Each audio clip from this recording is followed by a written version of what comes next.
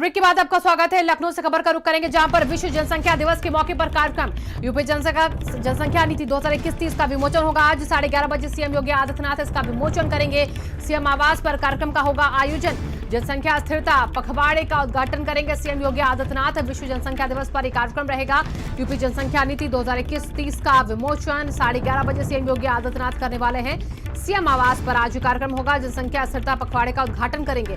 विश्व जनसंख्या दिवस पर यह कार्यक्रम होने वाला है। आज लगातार उठती मांग को लेकर अब जनसंख्या कानून भी जल्द लाने की तैयारी, मसौदा तैयार हो चुका है। आज इसका विमोचन सीएम योगी आदित्यनाथ करने वाले हैं। यूपी जनसंख्या दिवस के दौरान आज तमाम बातें देखिए सामने रखी जाएंगी, किस तरीके से आज इस जनसंख्या को कंट्रोल करने के लिए सरकार ने खाका तैयार किया। क्या कुछ यहाँ पर कड़ाई से नियम होंगे जिन्हें मानना होगा और ना मानने पर क्या कुछ यहाँ पर उसके परिणाम होंगे, इसका भी जिक्र होगा। ये मसौदा तैयार हो चुका है, आज विमोचन होने की भी तैयारी है।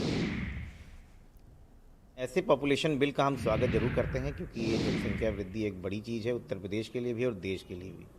पहले तो मांग मैं ये करता हूँ कि अगर ये बिल लाया जाए तो पूरे हिंदुस्तान में लाया जाए, और मोदी जी जिस तरीके से ये बिल लाने की कोशिश, बाकी बिलों की कोशिश भी करते हैं, ध्वनि मत से पारित करके इसको लागू ही कर दें। रही बात उत्तर प्रदेश में, जो टाइमिंग है चुनाव में लाने के लिए, मुझे लगता है ये टाइमिंग खतरनाक है और ये टाइमिंग एक चुनावी सोची समझी राजनीति है।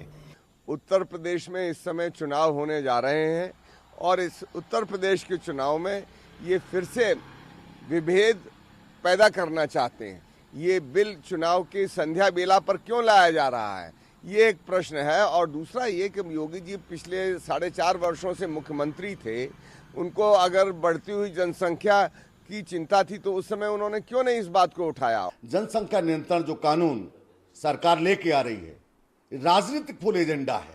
अगर सरकार की इच्छा शक्ति होती तो अब सरकार के पास कितना कार्यकाल बचा है। कोई भी कानून केंद्र सरकार लागू करती है, जो उत्तर प्रदेश में सन्निकट चुनाव है, दरकती हुई जमीन और खोता हुआ विश्वास और बिखरता हुआ जनाधार को बचाने के लिए भारतीय जनता पार्टी सोचे की राजनीति कर रही है। जस्टिस मित्तल, कैसे आप देख रहे हैं, कैसे लोगों का भ्रम दूर करेंगे? क्या इसमें बुनियादी चीजें हैं, लाभ क्या मिलेगा और नुकसान क्या होगा? देखिए, किसी व्यक्ति को कोई भ्रम धारण करने की कोई आवश्यकता नहीं है। ये जो कानून बनेगा ये सभी धर्मों को, सभी संप्रदायों को, सभी लोगों को ध्यान में रखते हुए ही बनाया जाएगा और प्रदेश के हित में बनाया जाएगा और देश के हित में बनाया जाएगा। इसमें जो मोटी मोटी बातें ये हैं कि अगर कानून लागू होने के 1 साल तक कोई व्यक्ति 2 बच्चों की जनसंख्या सीमित रखता है तो उस व्यक्ति को तमाम प्रकार की सुविधाएं राज्य सरकार की ओर से दी जाएंगी। उनमें राज्य सरकार की योजनाओं का लाभ है। उनमें जो सरकारी नौकरी में है अगर कोई व्यक्ति है तो उसे अतिरिक्त वेतन वृद्धि है। उसकी पेंशन योजना में सरकार का अधिक कंट्रीब्यूशन है। उनके बच्चों के लिए शिक्षा, चिकित्सा, इसकी विशेष व्यवस्था है। और अगर इसमें किसी व्यक्ति का कोई बच्चा, अगर मान लीजिए 2 बच्चे हैं कानून लागू होने की तारीख तक, उसके बाद कोई बच्चे को कोई विकलांगता आ जाती है या कोई बच्चा मर जाता है, तो ऐसी दशा में उसको तीसरा बच्चा करने की छूट होगी। एक्सेप्शंस भी दिए गए हैं कि अगर कुछ ऐसी संभावनाएं होती हैं, दिक्कतें होती हैं बच्चों में, एक्सेप्शंस दिए गए हैं। अच्छा, कुछ प्रतिबंध भी लगाए गए हैं कि अगर कोई 2 चाइल्ड पॉलिसी का उल्लंघन करता है तो किस तरीके के प्रतिबंध होंगे उन पे? देखिए, जो प्रस्तावित प्रतिबंध हैं वो यही हैं कि वो व्यक्ति सरकारी योजनाओं का लाभ नहीं पा सकेगा। उस व्यक्ति का राशन कार्ड 4 यूनिट तक सीमित कर दिया जाए। वो व्यक्ति सरकारी नौकरी के लिए आवेदन करने का अपात्र होगा। वो व्यक्ति पंचायत का इलेक्शन, नगरपालिका का इलेक्शन, महापालिका का इलेक्शन, नगर निगम का इलेक्शन लड़ने का अयोग्य होगा और वो उस व्यक्ति को किसी भी प्रकार की कोई सब्सिडी वगैरह नहीं दी जाएगी। कैमरा पर्सन अरशद के साथ अभिषेक पांडे, भारत समाचार, लखनऊ। और सिमाब हमारे साथ जुड़ चुके हैं इसी खबर पर ज्यादा जानकारी के साथ। सिमाब, नया जनसंख्या कानून जब आएगा तब उससे पहले क्या कुछ तैयारी होगी, उसको लेकर आज देखिए आज विमोचन कार्यक्रम रखा गया है। आज इस विमोचन कार्यक्रम में सीएम योगी आदित्यनाथ क्या कुछ बताने वाले हैं और कौन कौन उस वक्त वहां पर मौजूद होगा? देखिए, जो नया जनसंख्या नियंत्रण कानून उत्तर प्रदेश में लागू करने की बात कही जा रही है, उसका पूरा ड्राफ्ट आयोग की तरफ से तैयार हो चुका है और वेबसाइट पे अपलोड किया जा चुका है। ऐसी सूरत में आज मुख्यमंत्री योगी आदित्यनाथ को उसका विमोचन करना है और विमोचन के दौरान वो तमाम बातें करेंगे और मीडिया से रूबरू होंगे कि किस तरह से ये इसको लागू किया जाएगा। हालांकि ये काफ़ी अच्छा कानून है और इसको लागू भी होना चाहिए और विपक्ष भी इसको लेकर जो है वो तमाम तरह की बातें कर रहा है कि इस कानून का वो स्वागत करता है। लेकिन सिर्फ सवाल इस बात का है कि चुनाव से पहले ये कानून क्यों लाया जा रहा है, विपक्ष का ऐसा मानना है। हालांकि जो भी चीज़ें हैं, 2 बच्चों से ज़्यादा अगर किसी के बच्चे हैं तो उनको चुनाव लड़ने की इजाज़त नहीं होगी, चाहे पंचायत चुनाव हो, नगर पालिका के चुनाव हो, नगर महापालिका के चुनाव हो और दीगर चुनाव हैं जो भी। और साथ ही साथ सरकारी योजनाओं में उनका लाभ नहीं मिलेगा। राशन कार्ड में सिर्फ 4 यूनिट तक ही राशन दिया जाएगा और साथ ही साथ जो भी लोग हैं उनको जो सरकारी नौकरियां हैं उनमें जो है वो आवेदन नहीं कर सकेंगे और प्रमोशन वगैरह में दिक्कत होगी। तो इस तरह का इस कानून के जरिए लोगों को जो है वो पता चलेगा कि किस तरह से क्या कुछ होगा। तो ऐसी सूरत में इसका जो है वो तमाम लोग स्वागत भी कर रहे हैं। हालांकि विपक्ष इसको जो है वो एक चुनाव के दौरान का एक प्रोपेगेंडा बता रहा है। अब मुख्यमंत्री योगी आदित्यनाथ 11:30 बजे जब इसका विमोचन करेंगे तो और तमाम चीजें वो खुलकर बताएंगे कि उत्तर प्रदेश में इसको कब से लागू किया जाएगा।